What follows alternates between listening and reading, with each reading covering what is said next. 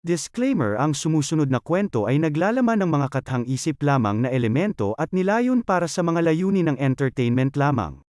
Anumang pagkakahawig sa mga aktwal na tao, buhay o patay, o totoong pangyayari ay nagkataon lamang. Ang mga pangyayaring inilalarawan sa kwentong ito ay gawa ng imahinasyon ng may akda at hindi dapat bigyang kahulugan na sumasalamin sa katotohanan sa anumang paraan. Ang Appalachian Mountains, isang lugar ng hindi kilalang kagandahan at sinaunang misteryo, ay matagal nang ibinulong ang kanilang mga lihim sa mga taong nangahas makinig. Sa ilalim ng makakapal na kulandong at mga lambak na puno ng ambon, isang bagay na mas matanda kaysa sa mga puno ay gumagalaw. Mayroong kadiliman sa mga bundok, isang pangunahing puwersa na umiral sa loob ng maraming siglo. Matiyagang naghihintay sa tamang sandali upang magising. Ito rin ang kadiliman na ang isang grupo ng mga kaibigan sa kolehiyo ay hindi namamalayang lumapit sa isang nakamamatay na taglagas. Dahil sa kagandahan ng mga bundok at sabik na magpahinga mula sa kanilang abalang buhay, nagplano sila ng isang weekend camping trip sa gitna ng asul na Tagaytay, sabik, natuklasin ang natural na kariktan at mawala ang kanilang sarili sa kagubatan. Dumating sila sa dapit hapon, nang ang huling liwanag ng papalubog na araw ay lumubog sa likod ng matatayog na mga Tagaytay na naglalagay sa mga burol sa malalim na anino. Ang mga Appalachian ay bumangon tulad ng malalaking higante. Ang kanilang mga maitim na silweta ay nakaukit laban sa kumukupas na kalangitan, nakatayong nagbabantay sa lupa na parang pinoprotektahan ang isang sagradong lihim.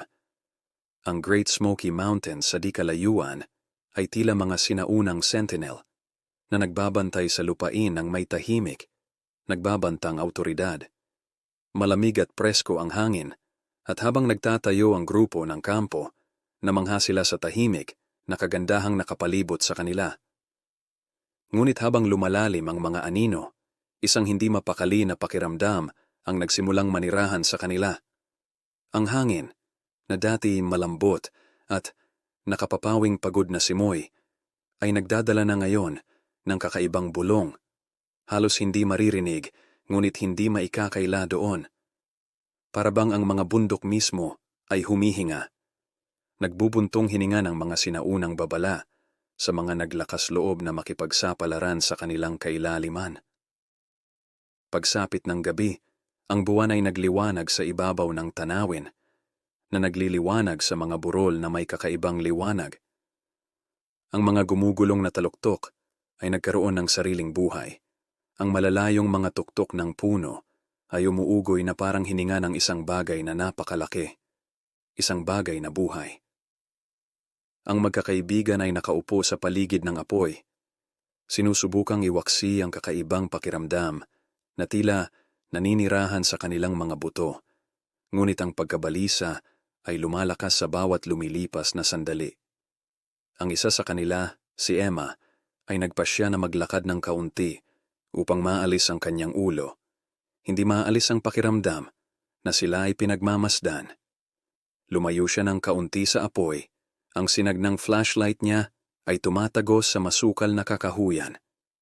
Habang siya ay naglalakad, ang kagubatan ay tila malapit sa kanyang paligid. Ang matatayog na mga puno ngayon ay kahawig ng mga baluktot na figura. Ang kanilang mga sanga ay kumakalat na parang mga kalansay na braso na umaabot sa kanya. Ang lupa sa ilalim ng kanyang mga paa ay nadama na mas malambot kaysa sa nararapat, na tila ang lupa mismo ay lumilipat sa ilalim ng kanyang bigat.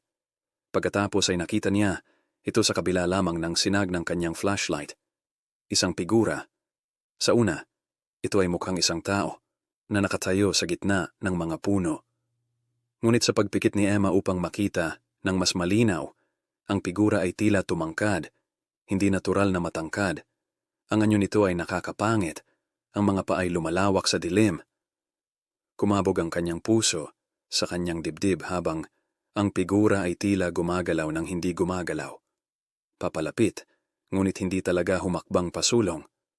Nanlamig sa takot, Hindi niya maalis ang mga mata. Pagkatapos, nang walang babala, ang flashlight ay kumikislap at lumabas, na naglubog sa kanya sa kadiliman. Lalong lumakas ang mga bulong ngayon, hindi nadala ng hangin kundi umaalingaw-ngaw mula sa kanyang paligid. Tumalikod si Emma at tumakbo. Ang makapal na underbrush ay sumabit sa kanyang damit at nagkakamot sa kanyang balat habang pinupunit niya ang mga puno. Bumalik sa kampo, ang iba ay naghihintay na kinakabahan.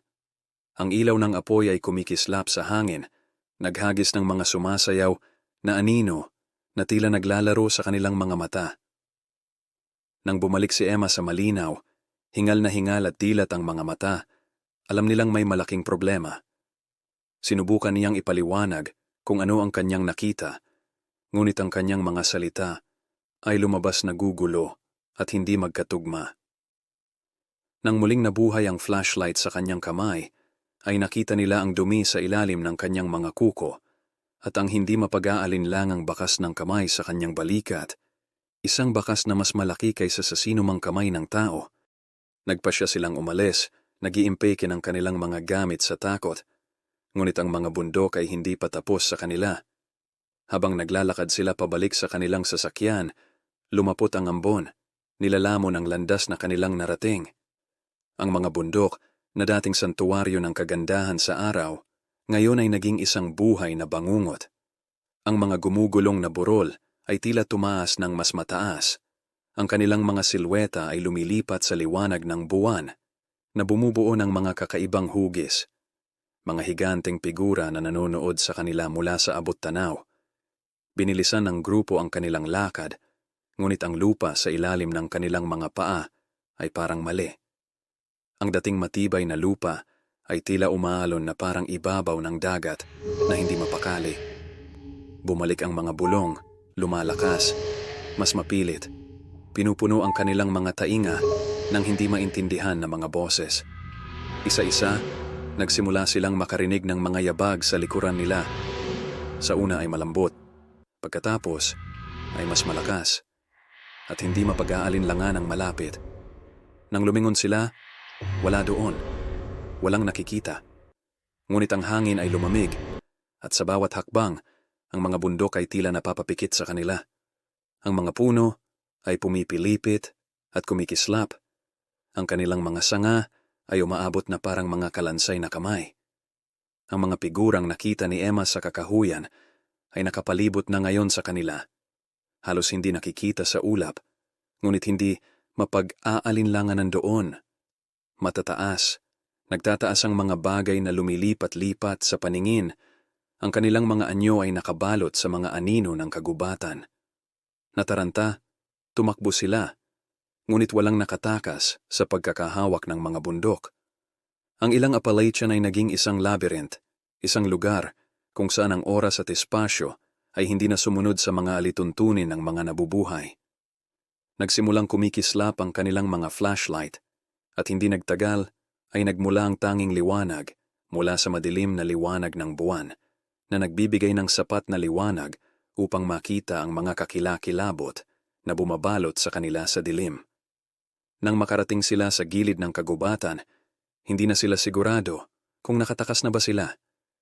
Ang lupa sa ilalim ng kanilang mga paa ay matibay muli, ngunit ang pagbulong ay hindi tumigil, at ang matayog na mga hugis sa malayo ay nanatili, nanonood, naghihintay. Sumakay sila sa sasakyan at kumaripas ng takbo. Ang mapangaping bigat ng kabundukan ay dahan-dahang umaangat habang iniiwan nila ang kakahuyan.